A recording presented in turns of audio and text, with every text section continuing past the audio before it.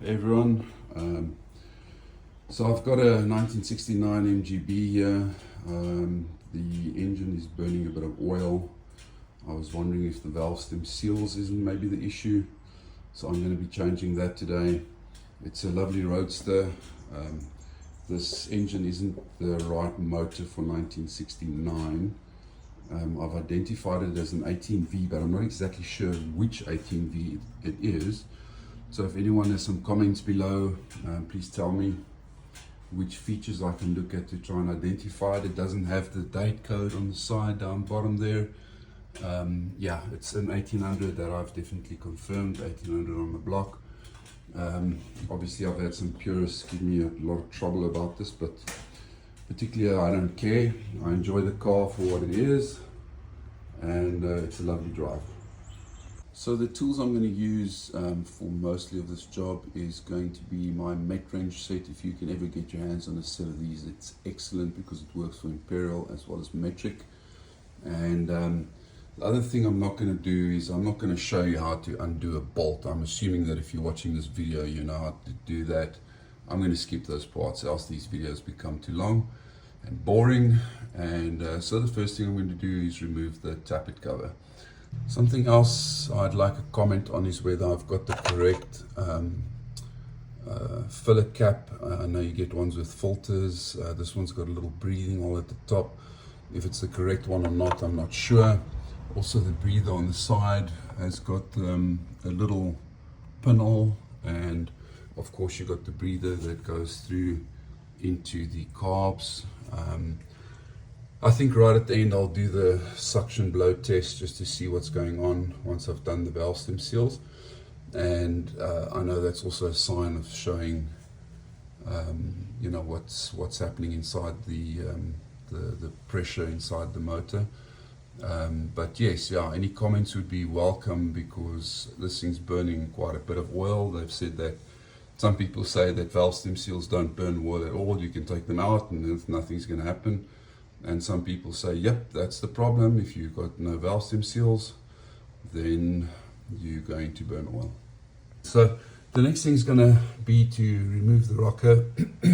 First thing I'm going to do is I'm going to first turn this engine into top dead center so that I can release most of the rockers to a neutral position. You'll only have one inlet valve down, one exhaust valve down. And that'll probably be the easiest place to start, so that when I put it back it'll also be a bit easier to work with. Okay, I've got the rocker valve off. It's these 2, 4, 6, 8 bolts. I like to organize my stuff carefully, put them down exactly the way I took it off so I don't forget.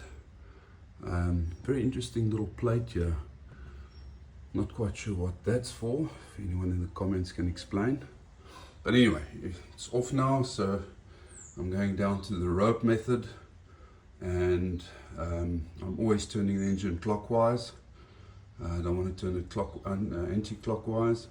So the middle 2 cylinders are at the bottom at this stage, and right now I'm going to put the ropes into both of them and see if I can do both of them at the same time. Okay. First thing we're going to do is I've turned the 2 center cylinders to top dead center, and now I'm just going to feed the rope into the cylinder, the first cylinder, and it's going to swallow a lot of rope, so you just keep going until it can't go anymore. At the end of the day you just want to be sure that the rope keeps the valves up.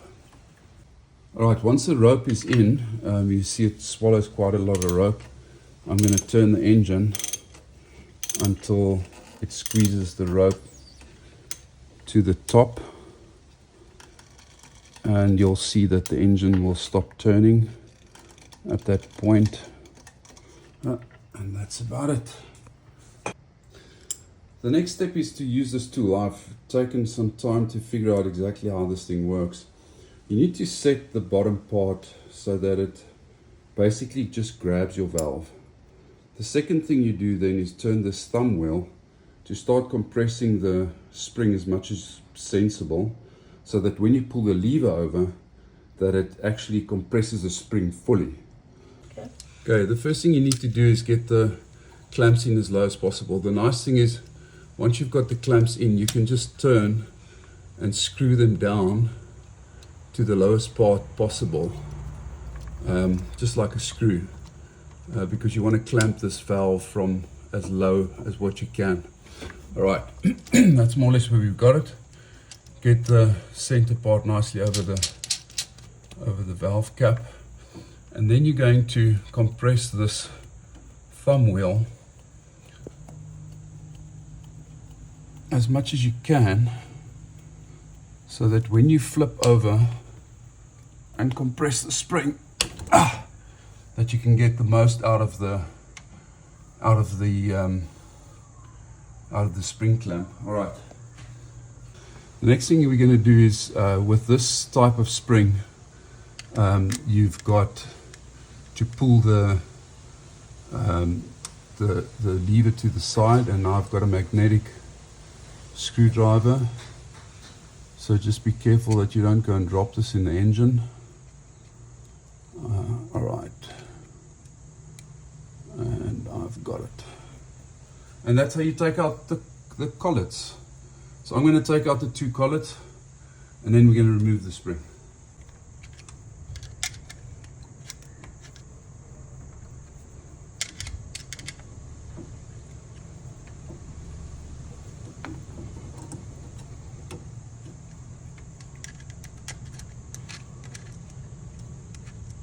Yeah, it's very, very handy to have something magnetic, else it's really difficult to get those collets out.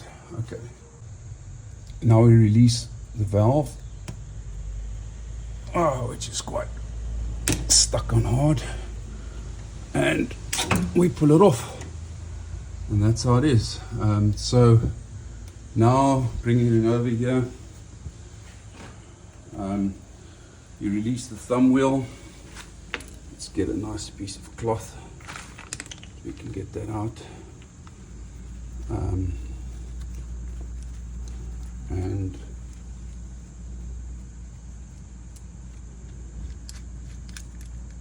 unscrew, and you've got the valve out, the valve spring out.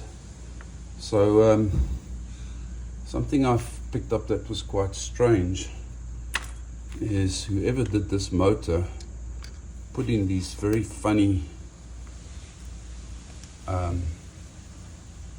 which I don't think is correct, these funny, like little hard plastic, I don't know, maybe the valve, maybe the O-ring ends up looking like this in the end, but I don't know, maybe someone can comment about that. Is that what the O-ring looks like after it's gone through heat cycles? So the big debate is whether you use the umbrella seals that goes over the valve stems. I don't know. For me, a lot of people are actually saying and giving advice to do that. They say it works better, seals better. I just feel that thing seals the stem too much, and you're gonna not get proper lubrication, and then just end up wearing out your valve stems faster. So spoke to a veteran that's been busy with MGs for over 60 years. He recommends the O-rings, feels that the engineers knew what they were doing, and you know, it's such a quick job to do that I just thought, and these things are so cheap, I thought I'm going to do the O-rings. I'll do the originals. Let's see how it goes. I'll run the engine for a while, see if it's still burning oil, take it from there, and if that doesn't work well, we try the umbrellas. I've put on the valves, the spring, and you'll see it hooks in quite deeply. So what you have to do is you have to put it on the machine so that it goes over the valve guides, and you'll see there, if it's too deep, then you can't get it over the valve guides, you can't get the spring compressed properly. So it's important to get it over the valve guides, which I've now done. There it is, it's nice and over. and then you start turning your thumb wheel so that we can get a good compression on that spring. Yeah, a lot of people don't like this tool, but I don't know, to me it seems to work quite well. And there the spring is compressed, and now we're going to put the O-ring over. So I'm using a little plastic prying tool to get the valve seal over. Buy a few extra in case you break one. Okay, there it's sitting inside that little seal. You'll see I put a cloth there so that if that thing jumps, you know, it doesn't end up jumping into the engine. The next thing is you need to get this seal over. I don't use, I use the screwdriver just to hold it in place, so that I use the plastic tool to actually pry it across. And then you can just softly push the ring down into the, just push it down into the cap. When you put the collet in, that's going to push it in even further. I'm actually curious to know if the O-rings end up looking like they came out. Somebody can tell me, that would be great. You can also move the valve spring compressor around. Alright, that should do. So we get the collets. Right, the next thing is we're going to put the collets back in. They should go in pretty easily. You're probably going to have to move the compressing spring around. There we go, that's quite simple. I'm going to just turn this one so that I can get to the other one a little bit easier.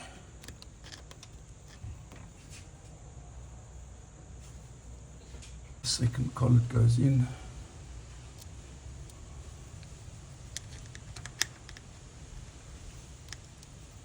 And there it's in.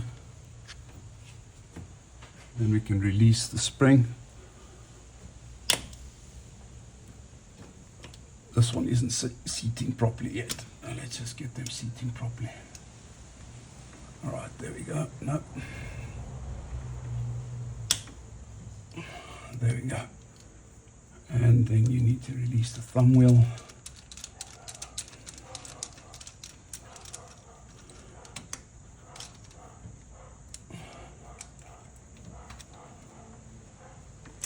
And voila.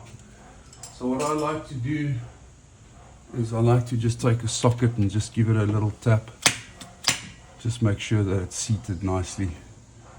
And that's how you do a valve spring inside the engine. I'm going to do the others. I'm not going to record that. You can see what it's done.